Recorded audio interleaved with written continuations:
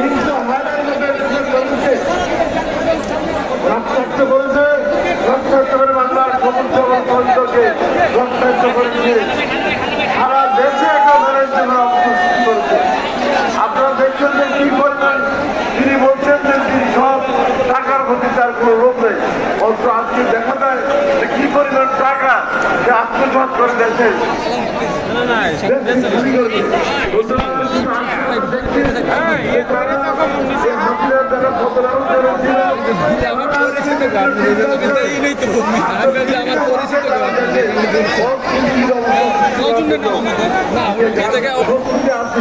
এই শক্তিকে থাকার জন্য আমাদেরকে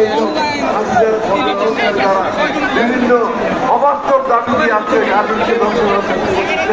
তাদেরকে আমাদেরকে প্রতিহত করতে হবে।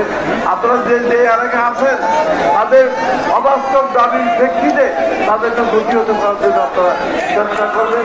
যে অনুরোধ দেখে সবাইকে ধন্যবাদ দিয়ে আমার বক্তব্য শেষ করছি। বাংলাদেশ দিলেও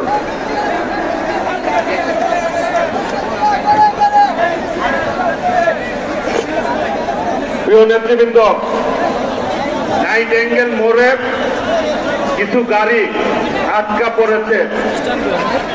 আমি ওইখানে যারা আমাদের দায়িত্বে রয়েছেন তাদেরকে অনুরোধ করছি গাড়িগুলি যাতে বের হয়ে যেতে পারে সেই জন্য আপনারা ব্যবস্থা গ্রহণ করবেন। এ পর্যায়ে বক্তব্য রাখার আহ্বান জানাচ্ছি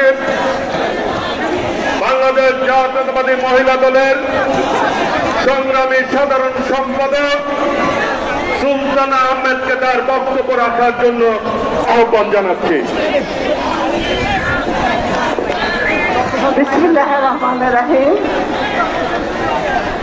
বাংলাদেশ জাতীয়তাবাদী দল